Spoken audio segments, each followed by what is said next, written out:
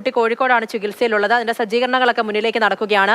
കോഴിക്കോട് ജില്ലയിൽ പ്രത്യേകം ജാഗ്രത വേണമെന്നാണ് ആരോഗ്യമന്ത്രി അറിയിച്ചിരിക്കുന്നത്. എങ്ങനെയാണ് അവിടുത്തെ സജ്ജീകരണങ്ങൾ? ആരോഗ്യവകുപ്പിൽ നിന്ന് ലഭിക്കുന്ന നിർദ്ദേശങ്ങൾ എന്തൊക്കെയാണ്? തീർച്ചയായും കോഴിക്കോട് ജില്ലയിൽ കൂടുതൽ ജാഗ്രത ആവശ്യമുണ്ട്. കാരണം 2018 കേരളത്തിൽ ആദ്യമായി നിപ്പ റിപ്പോർട്ട് ചെയ്തത് കോഴിക്കോട് ജില്ലയിൽ പേരാമ്പ്ര ചങ്ങരോത്ത് പഞ്ചായത്തിലായിരുന്നു. അന്ന് 17 പേരാണ് ഈ മരണത്തിന് കീഴടങ്ങിയത്.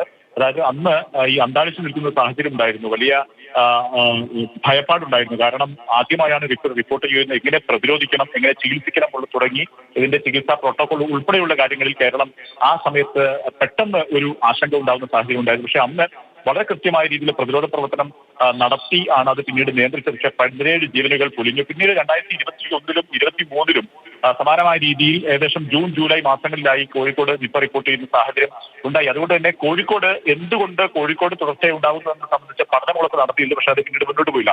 ഇപ്പോൾ കോഴിക്കോട് ജില്ലയിലല്ല, മലപ്പുറം ജില്ലയിലാണ് ഇത് റിപ്പോർട്ട് ചെയ്തത്, നിപ്പ റിപ്പോർട്ട് ചെയ്തത്. പക്ഷേ കോഴിക്കോട് ജില്ലയിലാണ് ഇപ്പോൾ ചികിത്സയിലുള്ളത്. കോഴിക്കോട് സ്വകാര്യ ആശുപത്രിയിൽ ഇപ്പോൾ ഈ കുട്ടി രോഗബാധിതനായ കുട്ടി ചികിത്സയിൽ കഴിയുന്നു. ഒപ്പം തന്നെ 3 പേർ അവിടെ ഐസൊലേഷനിലുണ്ട്. കുട്ടിയുടെ അടുത്ത ബന്ധുക്കളായ 3 പേരുണ്ട്. ഈ കുട്ടിയെ ഇപ്പോൾ ഇന്ന് രാത്രി തന്നെ നമ്മൾ മനസ്സിലാക്കുന്നിടത്തോളം കോഴിക്കോട് മെഡിക്കൽ കോളേജ് ആശുപത്രിയിലേക്ക് മാറ്റുമെന്നാണ് അറിയിച്ചിട്ടുള്ളത്. അവിടെ അതിനുള്ള എല്ലാ സംവിധാനങ്ങളും ഒരുക്കിയിട്ടുണ്ട്. ഏറ്റവും പ്രധാനമായും കുട്ടി ഇപ്പോൾ ആരോഗ്യസ്ഥിതി അല്പം മോശമാണെന്നാണ് നമ്മൾ മനസ്സിലാക്കുന്നത്. അതുകൊണ്ട് തന്നെ വെന്റിലേറ്റർ സൗകര്യം കുട്ടിക്ക് വേണ്ടിവരും. ഒപ്പം തന്നെ കടുത്ത ഐസൊലേഷൻ സംവിധാനവും വേണ്ടിവരും. കുട്ടിയുടെ ഈ രോഗബാധിതനായ ആളെ ചികിത്സിക്കുന്ന ഡോക്ടർ, നഴ്സ്, മറ്റ് ആരോഗ്യ പ്രവർത്തകർക്കെല്ലാം മുൻകരുതൽ എടുക്കേണ്ടി വരും. അതിനുള്ള എല്ലാ സംവിധാനങ്ങളും മെഡിക്കൽ കോളേജിൽ ഉണ്ട് എന്നാണ് അവിടുത്തെ മെഡിക്കൽ കോളേജുമായി ബന്ധപ്പെട്ട കേന്ദ്രങ്ങൾ നമ്മോട് ബന്ധപ്പെട്ടപ്പോൾ അറിയിച്ചിട്ടുള്ളത്.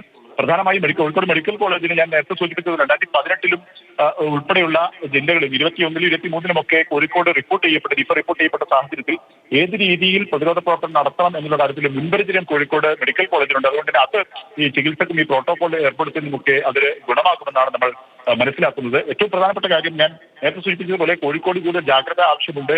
കാരണം തുടർച്ചയായി 3 തവണ കോഴിക്കോട് നിപ്പ റിപ്പോർട്ട് ചെയ്യപ്പെട്ടതാണ്. പക്ഷേ ഏറ്റവും പ്രധാനപ്പെട്ട കാര്യം ഈ 2018 ഉൾപ്പെടെയുള്ള ഈ നിപ്പ റിപ്പോർട്ട് ഔട്ട്ബ്രേക്ക് ഉണ്ടായ സമയത്തൊക്കെ എങ്ങനെയാണ് ഈ നിപ്പ മനുഷ്യ ശരീരത്തിലേക്ക് വന്നത് എന്നത് സംബന്ധിച്ച് കൃത്യമായ ഒരു നിഗമനത്തിലേക്ക് ഇപ്പോഴും എത്താൻ സാധിച്ചിട്ടില്ല. വവ്വാലുകളിൽ നിന്നാണ് മനുഷ്യരിലേക്ക്, വവ്വാൽ കഴിച്ച പഴം മനുഷ്യർ കഴിച്ചാണ് മനുഷ്യ ശരീരത്തിലേക്ക് ഈ വൈറസ് എത്തിയതെന്ന നിഗമനത്തിലാണ് ഇപ്പോഴും ഉള്ളത്. പക്ഷേ അത് എങ്ങനെയാണ് വന്നത്, മനുഷ്യ ശരീരത്തിലേക്ക് എത്തുന്നത് എന്ന് സംബന്ധിച്ച് ഇപ്പോഴും കൃത്യമായ പഠനങ്ങളില്ല. ഇപ്പോൾ ഞാൻ മനസ്സിലാക്കിയെടുത്തോളം മലപ്പുറത്ത് റിപ്പോർട്ട് ചെയ്ത കേസിലും ഏത് രീതിയിലാണ് ഈ ഈ വൈറസ് ബാധ കുട്ടിക്ക് ഉണ്ടായതെന്ന് സംബന്ധിച്ച് ഇപ്പോഴും കൃത്യമായ ഒരു വിലയിരുത്തലിലേക്ക് പോകാൻ കഴിഞ്ഞിട്ടില്ല എന്നുള്ളത് തന്നെയാണ്. കുട്ടി അസ്വാഭാവികമായ യാത്രയോ അല്ലെങ്കിൽ മറ്റെന്തെങ്കിലും തരത്തിലുള്ള പഴവർഗ്ഗങ്ങൾ കഴിക്കുകയോ ചെയ്യുന്ന സാഹചര്യം ഉണ്ടായിട്ടില്ല എന്നുള്ളതാണ് പ്രാഥമികമായും നമുക്ക് മനസ്സിലാക്കാൻ സാധിക്കുന്നത്. അതുകൊണ്ട് തന്നെ ഇത് ഇപ്പോഴും ഒരു അജ്ഞാതമായി നിൽക്കുന്നതെന്നാണ് നമുക്ക് ഈ ഘട്ടത്തിൽ പറയാൻ കഴിയും. അതായത് എങ്ങനെയാണ് ഈ കുട്ടികൾക്ക് അല്ലെങ്കിൽ മനുഷ്യ ശരീരത്തിലേക്ക് നിപ വൈറസ് വരുന്നത് എന്നുള്ളത് സംബന്ധിച്ച് അതൊക്കെ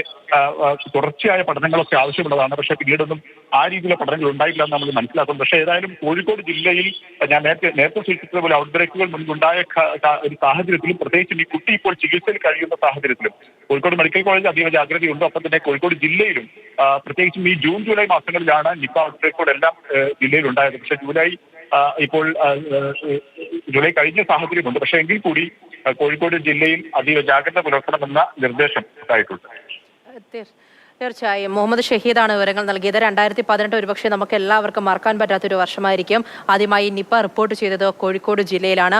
അന്ന് തൊട്ട് ഇന്ന് വരെ അതിനെ അതിജീവിച്ചൊരു ചരിത്രം മാത്രമേ നമ്മൾക്കുള്ളൂ. ഇതും അതിജീവിക്കുക തന്നെ ചെയ്യും. നമുക്ക്